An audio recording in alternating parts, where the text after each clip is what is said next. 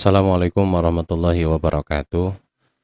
Anak-anakku sekalian, kita lanjutkan pembelajaran berikutnya di pembelajaran bab yang kedua, iman kepada qada dan qadar di pertemuan yang kedua di bab yang kedua.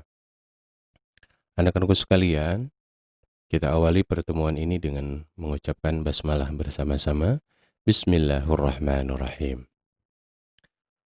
Kita lanjutkan materi selanjutnya, di mana materi sebelumnya di bab yang kedua ini kita membahas tentang iman kita kepada qada dan qadar yang merupakan salah satu rukun iman yang keenam.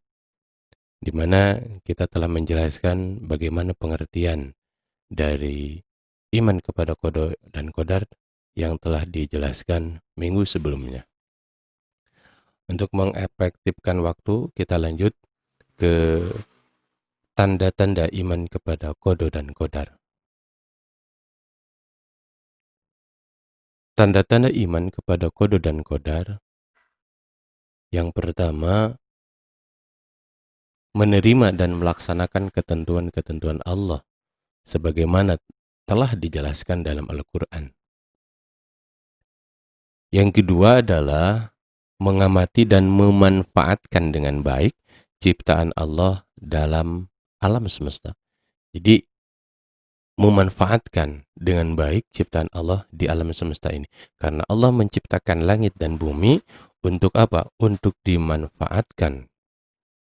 Untuk dimanfaatkan dengan baik tentunya oleh kita semua sebagai ciptaannya.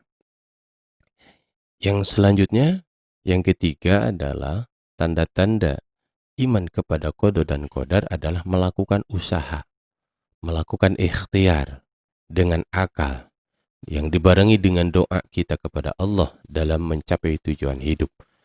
Karena dengan usaha, dengan ikhtiar yang dibarengi dengan doa dan diakhiri dengan tawakal kepada Allah Subhanahu wa taala, maka pencapaian tujuan hidup itu yang kita inginkan.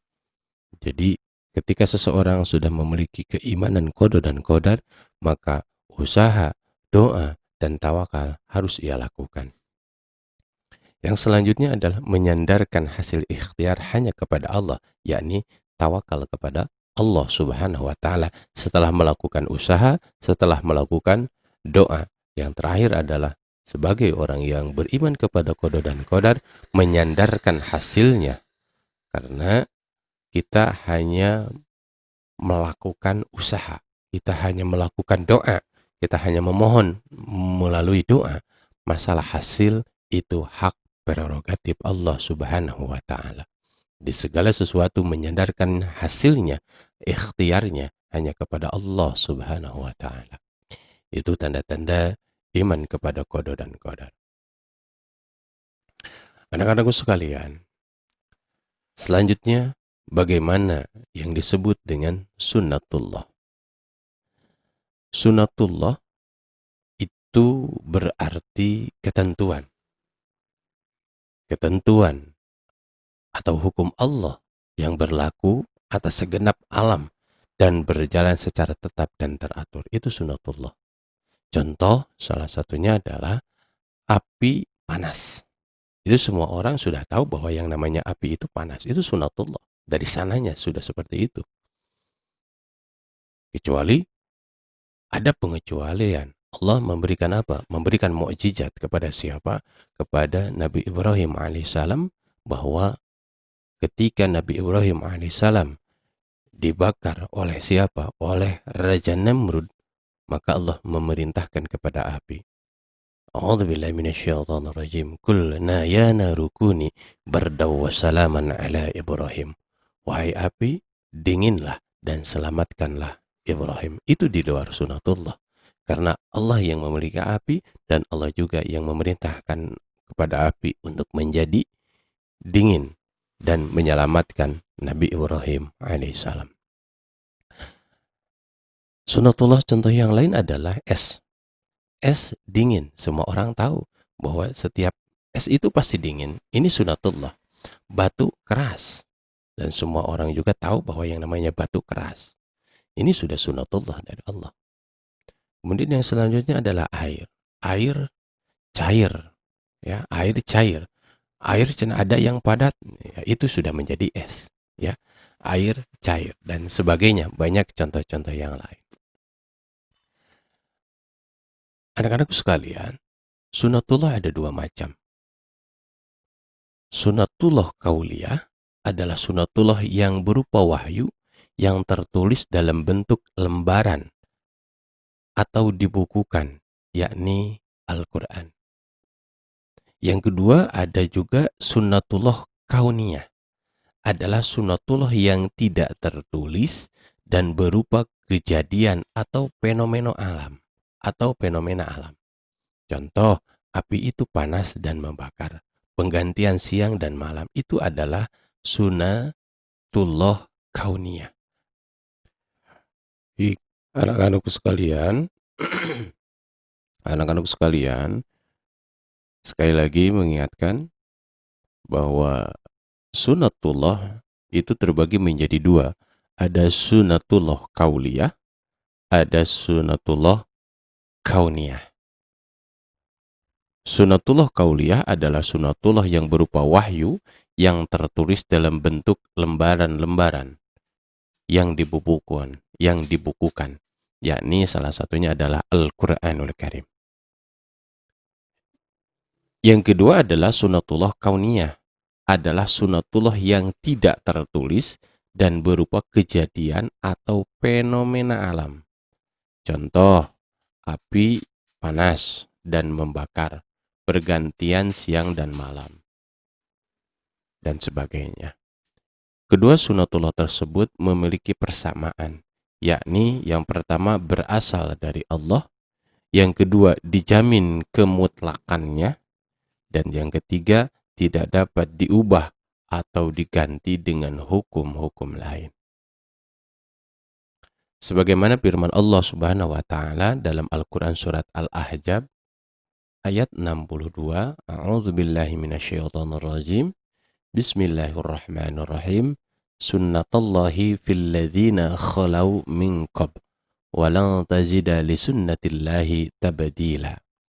Artinya, sebagai sunnatullah Allah yang berlaku atas orang-orang yang telah terdahulu sebelummu, dan kamu sekali-kali tidak akan mendapat perubahan pada sunnatullah. Anak-anakku sekalian, kita lanjutkan bagaimana ikhtiar dan tawakal kita kepada Allah Subhanahu wa taala. Apa itu ikhtiar dan apa itu tawakal? Ikhtiar adalah berusaha secara maksimal dalam mencapai tujuan dan hasil. Sekali lagi, ikhtiar adalah berusaha secara maksimal dalam mencapai tujuan dan hasil. Dalam berikhtiar, yang memberikan kekuatan memilih adalah Allah. Sekali lagi, dalam berikhtiar yang memberikan kekuatan memilih adalah Allah Subhanahu wa taala. Sedangkan kita sebagai manusia tidak berhak. Sedangkan yang memilih itu adalah Allah Subhanahu wa taala. Ya. Jadi intinya adalah dalam ikhtiar yang memberikan kekuatan memilih, ya, yang memberikan, sekali lagi, yang memberikan kekuatan memilih adalah Allah. Sedangkan yang memilih adalah manusia, dikembalikan lagi kepada siapa? Kepada Allah Subhanahu wa taala. Karena Allah yang lebih tahu apa yang terbaik menurut Allah, bukan menurut kita. Sebagaimana firman Allah Subhanahu wa taala di dalam Al-Qur'an surat Ar-Ra'd ayat 11, "Innallaha la yughayyiru ma biqaumin hatta yughayyiru ma bi anfusihim." Sesungguhnya Allah tidak merubah keadaan sesuatu kaum sehingga mereka merubah keadaan yang ada pada diri mereka sendiri. Artinya, Allah tidak akan merubah sesuatu kaum kalau kaum itu sendiri tidak memiliki keinginan untuk merubah dirinya sendiri. Kemudian yang selanjutnya, apa itu tawakal? Tawakal adalah berserah diri kepada Allah Subhanahu wa taala, berserah diri kepada qada dan qadar Allah setelah melakukan usaha, setelah melakukan berdoa secara maksimal. Sekali lagi, bahwa tawakal adalah berserah diri kepada Allah Subhanahu wa taala atas semua qada dan qadarnya setelah melakukan usaha, setelah melakukan doa secara maksimal. Tidak dikatakan tawakal kepada kita ketika kita tidak berusaha, ketika kita tidak berdoa kepada Allah Subhanahu wa taala. Setelah berusaha, setelah berdoa, baru kita tawakal kepada Allah Subhanahu wa taala. Itulah yang dinamakan tawakal. Sebagaimana firman Allah Subhanahu wa taala di dalam Al-Qur'an surat At-Taubah ayat 51, A'udzu billahi minasyaitonir rajim. Bismillahirrahmanirrahim. Qul la yusibana illa ma kataballahu lana huwa maulana. Wa 'alallahi falyatawakkalul mu'minun. Katakanlah, sekali-kali tidak akan menimpa kami melainkan apa yang telah ditetapkan Allah untuk kami. Dialah pelindung kami, dan hanya kepada Allah orang-orang yang beriman harus bertawakal. Anak-anakku sekalian, ikhtiar dan tawakal memiliki hubungan yang erat sekali, sehingga seseorang harus memiliki motivasi yang kuat, namun juga harus menyadari segala keterbatasan yang ada pada dirinya. Seseorang tidak akan mudah putus asa ketika gagal dan tidak mudah lupa diri ketika dia sukses. Artinya semuanya pemberian dari Allah Subhanahu wa taala. Semuanya sudah dikotakkan, semuanya sudah ditakdirkan oleh Allah Subhanahu wa taala. Oleh karenanya, anak-anakku sekalian, jangan putus asa ketika kita gagal dan jangan lupa diri ketika kita sukses. Kemudian yang terakhir adalah hikmah. Hikmah beriman kepada qada dan qadar. Hikmah yang pertama adalah memotivasi setiap mukmin dan muslim untuk selalu mengerjakan kebaikan. Kemudian yang kedua, memperoleh ketenangan dan ketentraman dalam beribadah. Yang ketiga, mendorong manusia untuk berbuat dengan penuh tanggung jawab. Yang keempat, mendorong manusia untuk memilih optimisme dalam kehidupannya. Kemudian senantiasa disiplin dalam berusaha memaksimalkan dalam beribadah kepada Allah Subhanahu wa taala. Selanjutnya menyandarkan manusia untuk menyeimbangkan antara kehidupan dunia dan akhirat. Dan yang terakhir, menumbuhkan sifat sosial agamis dan menghilangkan sifat egois. Itu hikmah-hikmah ketika kita beriman kepada qada dan qadar.